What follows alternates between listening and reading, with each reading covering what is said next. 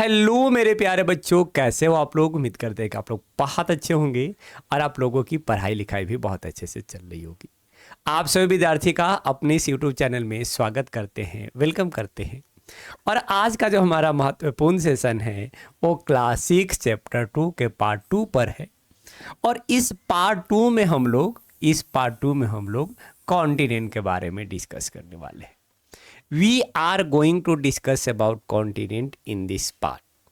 Ocean के बारे में हम लोग पहले ही डिस्कस कर चुके हैं। कॉन्टिनेंट वाला पोर्शन हमारा बचा हुआ था जो हम लोग यहाँ पर डिस्कस करने वाले हैं। कॉन्टिनेंट क्या है? What do you mean by continent? The large and continuous area of land is known as continent. जो बहुत बड़े बड़े भूमि के टुकड़े जो हम लोगों को इस वर्ल्ड मैप पर देखने को मिल रहा है, इस बहुत बड़े भूमि के टुकड़े को ही हम लोग कॉन्टिनेंट के रूप में कंसीडर कर रहे हैं। और इनकी संख्या कितना है? इनकी संख्या 7 है। इनकी संख्या कितना है? 7 है। और उनका नाम भी है, देखिए, there are 7 continent in the world. Asia, Asia हो गया। अफ्रीका, अफ्रीका हो गया। यूरोप, यूरोप हो गया। हालांकि इन दोनों को साथ में हम लोग यूरेशिया भी कहते हैं। फिर नॉर्थ अमेरिका हो गया, here is the north America. South America, here is the south America. Australia, Australia यहाँ पर हो गया। एंड देन अंटार्कटिका, जो कि बिल्कुल साउथ पोल के पास में है, जो कि बिल्कुल साउथ पोल के पास है। ठीक है, these are 7 continent. These are 7 continent जो हम लोग वर्ल्ड मैप पर देखते हैं। वर्ल्ड मैप, कहीं भी वर्ल्ड मैप आपको दिखेगा तो ये 7 कॉन्टिनेंट हम लोगों को क्लियरली देखने को मिल जाते हैं। ये 7 कॉन्टिनेंट है। कॉन्टिनेंट का डिफिनेशन बता दिए। अब चलिए एक एक कर कर 7 कॉन्टिनेंट को जान लेते हैं और समझ लेते हैं। We will start from the number 1, that is Asia. हम लोग शुरू करेंगे सबसे बड़े कॉन्टिनेंट के साथ शुरू करेंगे। और सबसे बड़े कॉन्टिनेंट हमारा कौन सा है? एशिया है, लार्जेस्ट कॉन्टिनेंट।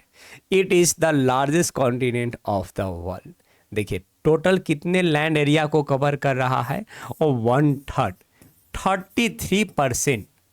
जो टोटल लैंड सरफेस है, उस टोटल लैंड सरफेस का 33% जो लैंड सरफेस है, that is cover by the only 1 continent. और वो कॉन्टिनेंट कौन सा है? एशिया है।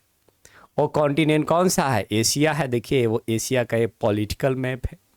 Surrounded by Pacific ocean in the east.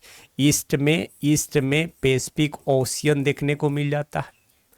North में अगर बात कर लिया जाए तो नॉर्थ में आर्कटिक ओशियन है। नॉर्थ में आर्कटिक ओशियन है।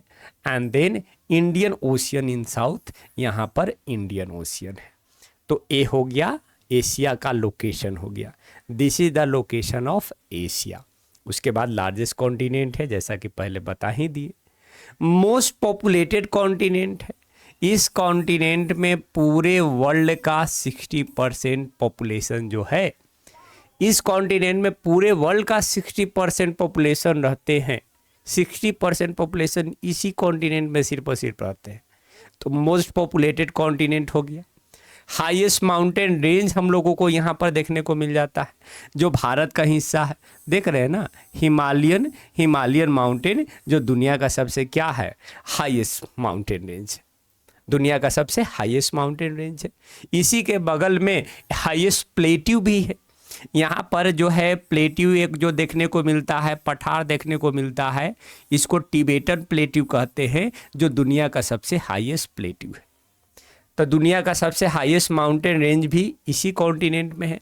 और दुनिया का सबसे हाईएस्ट प्लेट्यू भी इसी कॉन्टिनेंट में है। डेड सी, जो लैंड सरफेस का सबसे लोएस्ट पार्ट है। लैंड सरफेस का सबसे लोएस्ट पार्ट है।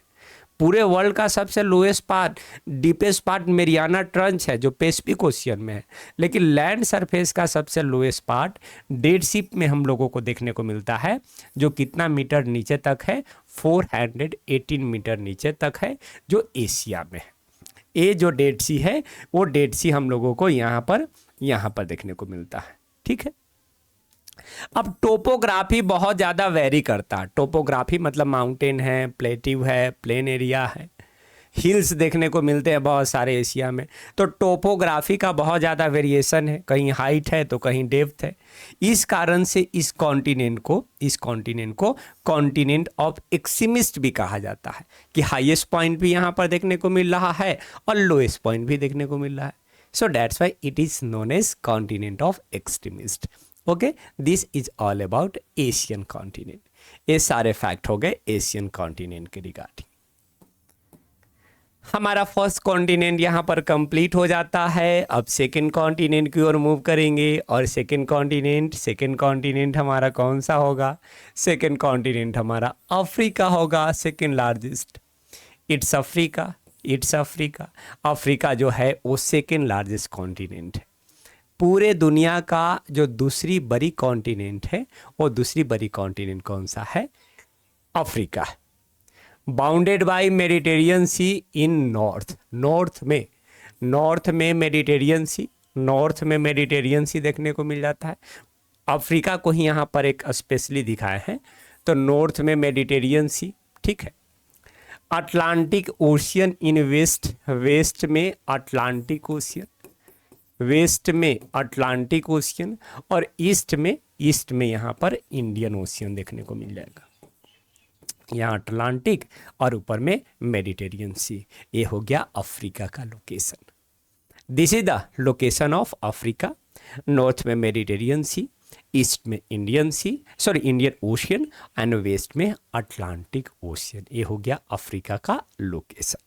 उसके बाद यहाँ पर बोला गया कि इट हैड अनइनहैबिटेड कॉन्टिनेंट। ये जो कॉन्टिनेंट है अनइनहैबिटेड है, पॉपुलेशन बहुत ही कम है। क्यों कम है? क्योंकि यहाँ का जो क्लाइमेट है वो क्लाइमेट मानव के लिए फ्रेंडली नहीं है। यहाँ का क्लाइमेट मानव के लिए फ्रेंडली नहीं है। टेम्परेचर बहुत ज़्यादा हाई रहता है, और हाई टेम्परेचर में मानव रहना पसंद नहीं करते हैं। तो इसका पॉपुलेशन बहुत ही कम है। इस कारण से इस कॉन्टिनेंट को डार्क कॉन्टिनेंट भी कहा जाता है, कि भाई कोई नहीं रहता है, सिर्फ यहाँ पर जो है काली मिट्टी बहुत ज़्यादा बिखरा हुआ है। सो that's why it's a dark continent. तो डार्क कॉन्टिनेंट है, इस पर तो अंधेरा छाया हुआ है, क्योंकि व्यक्ति ही नहीं है, पेड़ पौधे हैं। उसके बाद सहारा डेजर्ट है। सहारा डेजर्ट एरिया बहुत, दुनिया का सबसे बड़ा डेजर्ट जो सहारा डेजर्ट है यहीं पर है, खाली बालू पड़ा हुआ है। तो एक डार्क कॉन्टिनेंट है। Largest desert of the world Sahara desert Africa में ही देखने को मिलता है। इसके अलावा और भी डेजर्ट है, कालाहारी हो गया, नामीबिया। सहारा डेजर्ट जो दुनिया का सबसे बड़ा डेजर्ट है यहाँ पर देखने को मिलेगा।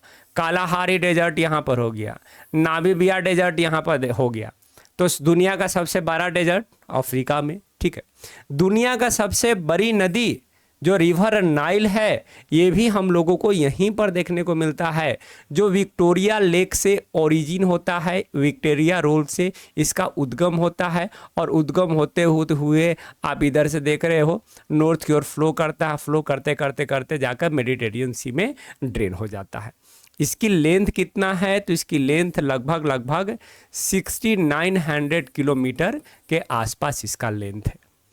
इस कारण से दुनिया का सबसे बड़ी नदी जो है नील, हिंदी में नील नदी कहते हैं और इंग्लिश में इसको नाइल पढ़ा जाता है।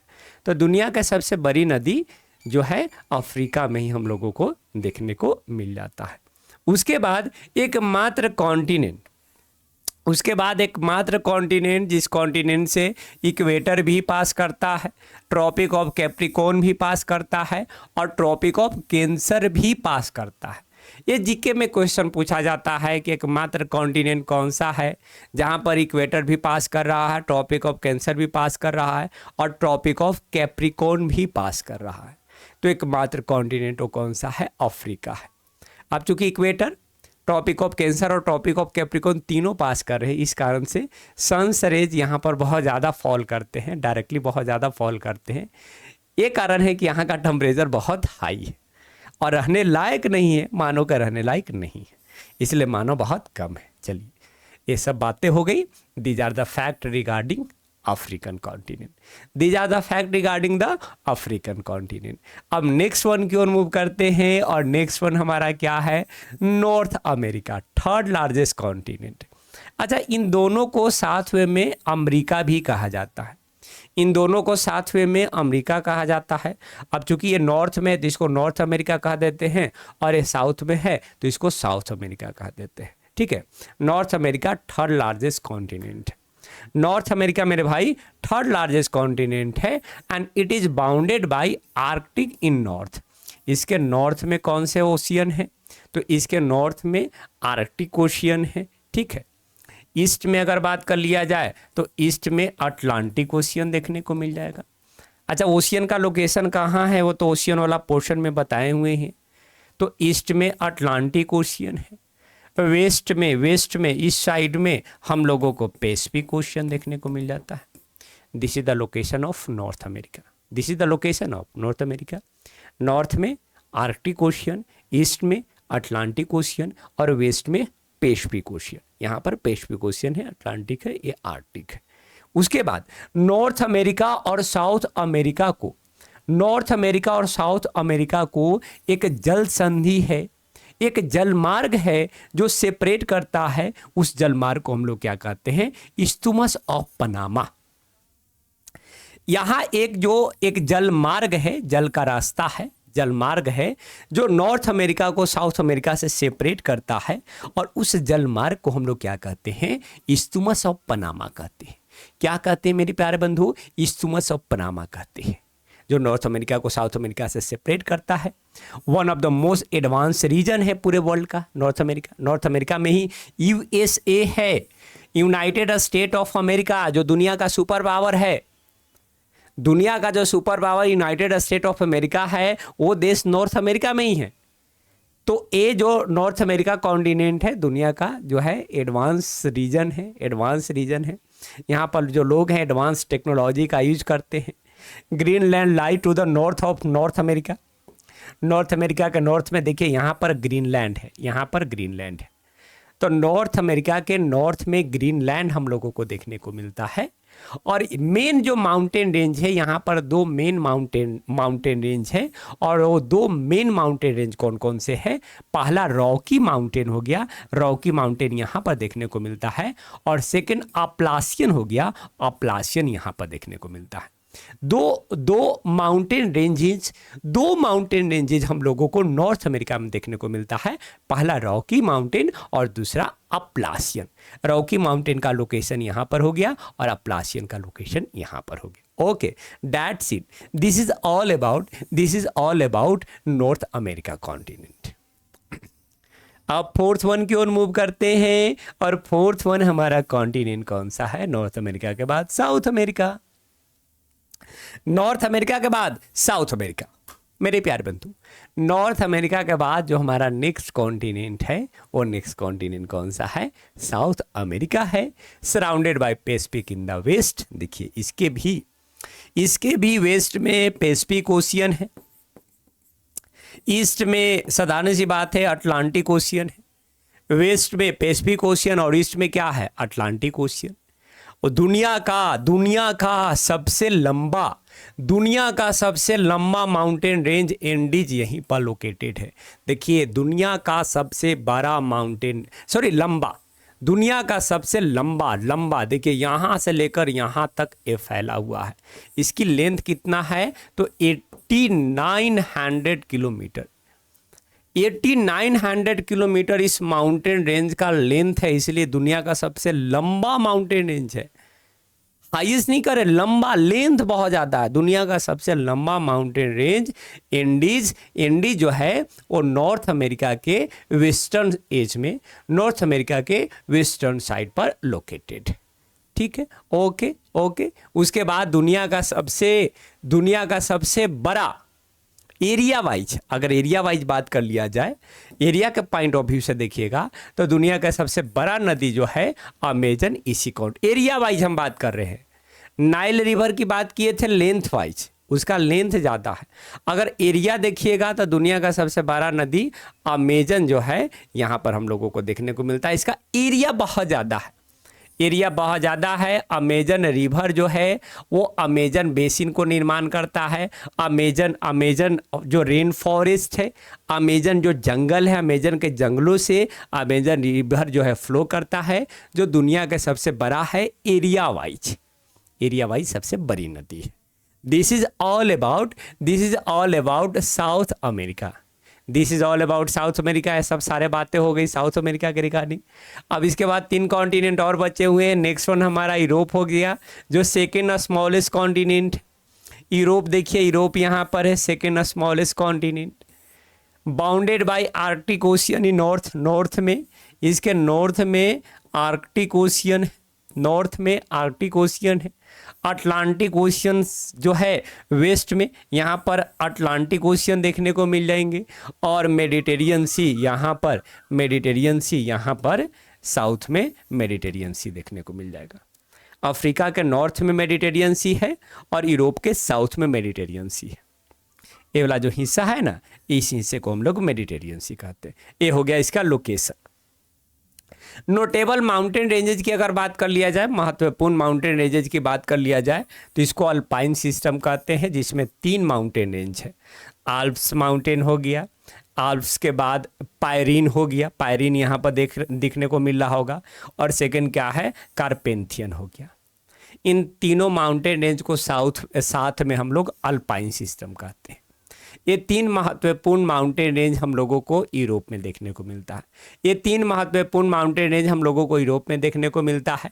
जो नॉर्थ यूरोपियन प्लेन है, यहाँ पर जो प्लेन एरिया देखने को मिलता है, वो एग्रीकल्चर प्रोडक्टिविटी के लिए जाना जाता है। यहाँ पर बहुत ज़्यादा खेती होती है। नॉर्थ यूरोपियन जो रीजन है इस कॉन्टिनेंट का, वहाँ पर खेती बहुत ज़्यादा खेती होता है। और दुनिया का सबसे जो डेवलप कंट्री है वो इसी कॉन्टिनेंट में है। ब्रिटेन हो गया, फ्रांस हो गया, जर्मनी हो गया, इटली हो गया, स्पेन। दुनिया को जो सबसे बड़े और जो डेवलप कंट्री है, दुनिया का जो सबसे डेवलप कंट्री है, वो हम लोगों को यूरोपियन कॉन्टिनेंट में ही देखने को मिल जाते हैं। ग्रीनविच मेरिडियन जो है इसी कॉन्टिनेंट से पास करता है। इसके अलावा एक देश फिनलैंड है, जिस फिनलैंड में 50,000 लेक है। देखिए फिनलैंड। उसके अलावा एक देश ऐसा है इस कॉन्टिनेंट में, जिस देश में कितने लेक्स है, कितने झीलें हैं, 50,000 लेक्स। फिनलैंड में 50,000 लेक्स है, यहाँ पर देखने को मिल रहा होगा। ठीक है, चलो मेरे बच्चा आगे बढ़ते हैं। 2 कॉन्टिनेंट और बचा हुआ है। ऑस्ट्रेलिया जो सबसे छोटा कॉन्टिनेंट है, दुनिया का सबसे छोटा कॉन्टिनेंट ऑस्ट्रेलिया है। इसको आइलैंड कॉन्टिनेंट भी कहा जाता है। देखिए, दुनिया का सबसे छोटा कॉन्टिनेंट ऑस्ट्रेलिया है। इसको आइलैंड कॉन्टिनेंट भी कहते हैं, क्योंकि चारों ओर से पानी से घिरा हुआ है। Lies between Indian ocean and south Pacific ocean. Indian ocean के बीच लाई करता है और साउथ पैसिफिक ओशियन के बीच ये लाई करता है। दुनिया का सबसे बड़ा कोराल रीफ, जिसको ग्रेट बैरियर रीफ कहते हैं, ये ऑस्ट्रेलिया के नॉर्थ ईस्ट कोस्ट वाले पोर्शन में ये एक आइलैंड कोराल जो है एक माइक्रो ऑर्गेनिज्म है जो समुद्र में रहते हैं। वो कैल्शियम कार्बोनेट को रिलीज करता है और उस कैल्शियम कार्बोनेट बाद में वो सॉलिड हो जाता है और इससे आइलैंड का निर्माण होता है। तो दुनिया का सबसे बड़ा कोराल आइलैंड जो है हम लोगों को ऑस्ट्रेलिया के नॉर्थ ईस्ट वाले कोस्टल एरिया में देखने को मिल जाते हैं। यहाँ पर उसके बाद कई तरह के जानवर देखने को मिलते हैं, कंगारू, कोयला, एमू, प्लेटिपस। उसके बाद ये जो कॉन्टिनेंट है कई तरह के वाइल्ड लाइफ के लिए जाना जाता है। देख रहे हैं, कोराल हो गया, एमू हो गया, है ना, कोयला हो गया। तो कई तरह के जानवर इस कॉन्टिनेंट पर। कंगारुओं का देश भी ऑस्ट्रेलिया को कहा जाता है, क्योंकि कंगारू बहुत ज़्यादा है। कंगारुओं का देश किसको कहा जाता है? ऑस्ट्रेलिया को कहा जाता है। अच्छा, ऑस्ट्रेलिया कॉन्टिनेंट भी है और ऑस्ट्रेलिया का देश भी है, ये बात भी याद रखना है। Australia is a continent and Australia is a country also. Okay, ठीक है। उसके बाद ये स्पार्सली पॉपुलेटेड, यहाँ पर पॉपुलेशन बहुत कम है, जैसे अफ्रीका में भी पॉपुलेशन कम था, लाइक डैट वन।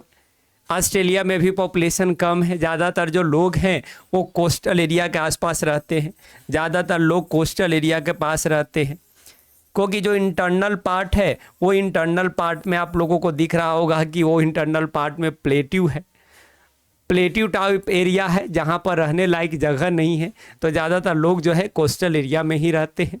हालांकि यहाँ पर गोल्ड बहुत ज़्यादा है, आयरन ओर बहुत ज़्यादा है, कोल बहुत ज़्यादा है, तो मिनरल रिसोर्स, मिनरल रिच एक कॉन्टिनेंट है, मिनरल रिच कॉन्टिनेंट ज़रूर है, लेकिन इस कॉन्टिनेंट में बहुत कम लोग रहते हैं। भारत से भी बहुत सारे लोग गए हैं और यहाँ पर रह रहे हैं। आप इस देश की, आप इस कॉन्टिनेंट की नागरिकता ले सकते हो। आप जाइए, ऑस्ट्रेलिया में जाइए, 7 साल 8 साल 10 साल रहिए, फिर आपको वहाँ का सिटीजनशिप मिल जाएगा, फिर आराम से वहाँ पर चिल करिए। ठीक है, this is all about Australian continent. अब हम लोग लास्ट कॉन्टिनेंट की ओर मूव करते हैं। लास्ट कॉन्टिनेंट कौन सा हो जाएगा? अंटार्कटिका कॉन्टिनेंट, जो बिल्कुल साउथ पोल पर है। जो बिल्कुल कहाँ पर है? साउथ पोल पर है। देखिए, अंटार्कटिका कॉन्टिनेंट बिल्कुल साउथ पोल पर है। साउथ वाले पोल पर जो कॉन्टिनेंट, नीचे वाले पोर्शन पर जो कॉन्टिनेंट देखने को मिलता है, उस कॉन्टिनेंट को हम लोग अंटार्कटिका कॉन्टिनेंट कहते हैं। ये साउदर्न मोस्ट कॉन्टिनेंट हो गया। इसको फ्रोजन कॉन्टिनेंट भी कहते हैं, वाइट कॉन्टिनेंट भी कहते हैं, क्योंकि इसका 98% जो एरिया है, 98% जो एरिया है वो किससे कवर होता है? आइस से कवर होता है।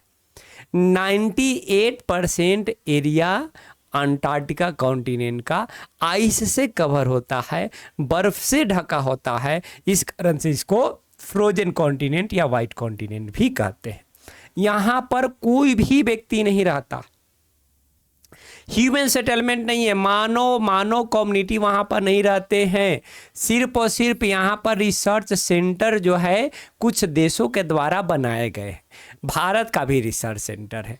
लोग जो है, कुछ लोग जो वहाँ पर जाते हैं सिर्फ और सिर्फ रिसर्च करने जाते हैं, रहने नहीं जाते, क्योंकि ऐसा माना जाता है कि अंटार्कटिका कॉन्टिनेंट में बहुत सारे मिनरल्स हो सकते हैं, गोल्ड हो सकता है, डायमंड हो सकता है उसके निचले वाले हिस्से में।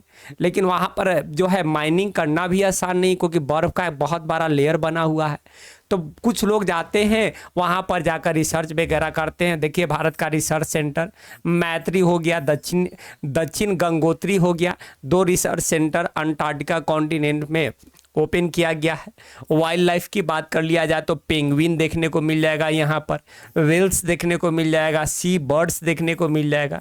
ये सब जो है जानवर हैं, वाइल्ड लाइफ है, जो हम लोगों को अंटार्कटिका कॉन्टिनेंट के आसपास वाले हिस्सों में देखने को मिल जाता है। ठीक है, और इस कॉन्टिनेंट में 6 महीना दिन होता है और 6 महीना रात होता है।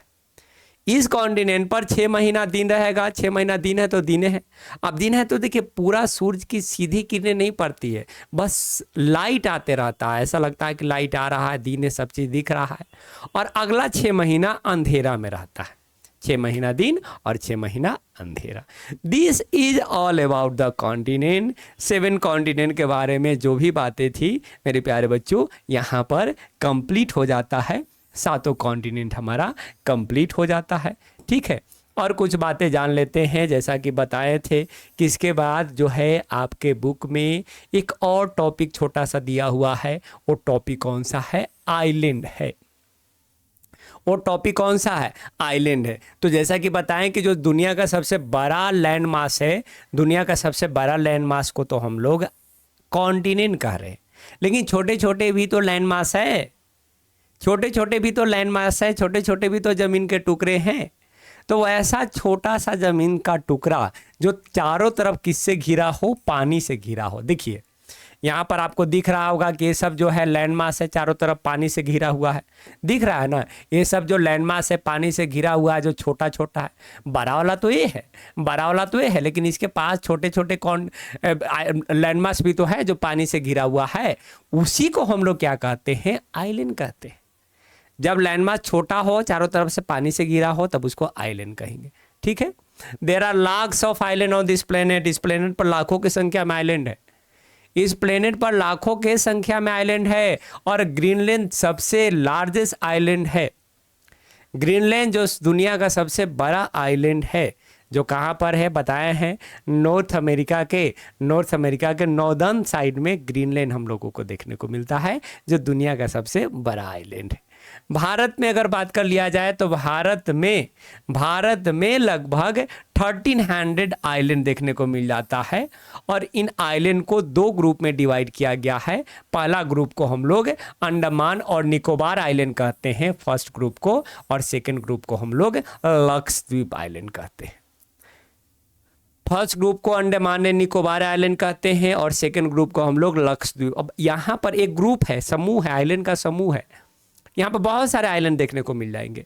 भारत में टोटल 1300 है। देख रहे हो ना, आइलैंड इसे कहते हैं जो चारों तरफ से किससे घिरा हुआ हो, पानी से घिरा हुआ।